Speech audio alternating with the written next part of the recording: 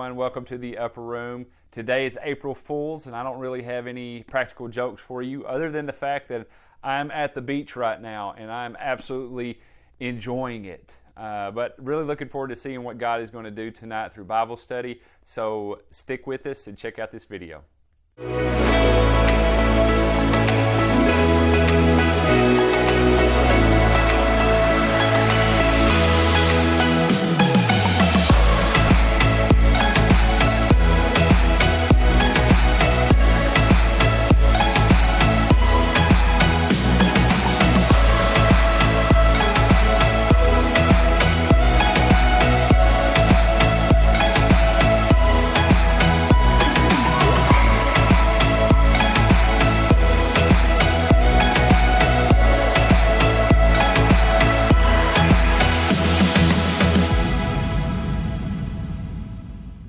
Have you ever done something just to try to make yourself look cool in front of other people? Trying to look good in front of other people is normal because, well, we all want to look good. None of us hope to do something embarrassing in front of others. It's called managing your image, doing whatever you can to make sure the best parts of yourself are visible and your less likable parts are carefully hidden. Sometimes being a teenager feels like it's 5% academics, 5% social life, and 90% trying not to look stupid. You know this is true because it's what you're doing when you tell your mom to drop you off 2 blocks away from school so your friends won't see you in your family's old minivan, or in my case, the church van. Yes, that happened a few times. Nothing against my parents. But it's why the idea of leaving the house in the morning when we have a bad hair day or a pimple on our nose makes us want to crawl in a hole. I once put makeup on in high school to try to cover up a pimple, and it did not go well at all.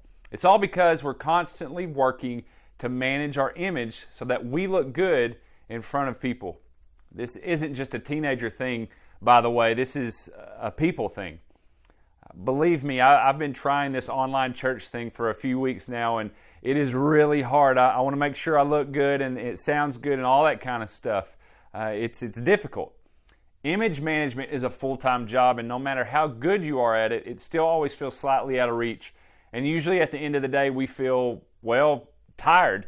That, by the way, is why a lot of us act like weirdos at home, because we have all this energy, all this weirdness that we need to get out because of the day. So here's a sneak peek of what we're going for tonight. Very few things will threaten your freedom like image management. Freedom is the ability to act without restriction, and when we're constantly working around the need for approval, we're not free. The need for approval is controlling us. Last week we talked about how Jesus wants us to be free people, but what do we do if the fight for approval takes up our lives and keeps us from feeling anything but free? We started talking about the letter to the Galatians last week, and it was a letter that Paul wrote to a church who had heard about the message of Jesus from Paul. Paul's message was, Jesus saved you, you're free from sin. The relationship between God and you is right, but there were other teachers that went against that and said that there was always more that they needed to do before the salvation could work. And so this upset Paul. Remember when you were little and you built up a tower of Legos and a sibling came and knocked it down? It was a lot like that, except a little bit more annoying and a lot more important with Paul. Paul had poured his heart into people, and he was upset that teachers came around him and replaced the true message of Jesus. And so this is why Paul says this in Galatians chapter 1, verse 6 and 7. I am astonished that you are so quickly deserting the one who called you to live in the grace of Christ and are turning to a different gospel, which is really no gospel at all. Evidently, some people are throwing you into confusion and are trying to pervert the gospel of Christ. And now look what he says a few verses later. Obviously, I'm not trying to win the approval of people, but of God. If pleasing people were my goal, I would not be Christ's servant. Basically, Paul is saying, I'm probably going to make you mad with what I say here as I set the record straight, but I'm not here for your approval. He took a chance at rocking the boat, potentially even jeopardizing the relationship so he could clear things up. Why?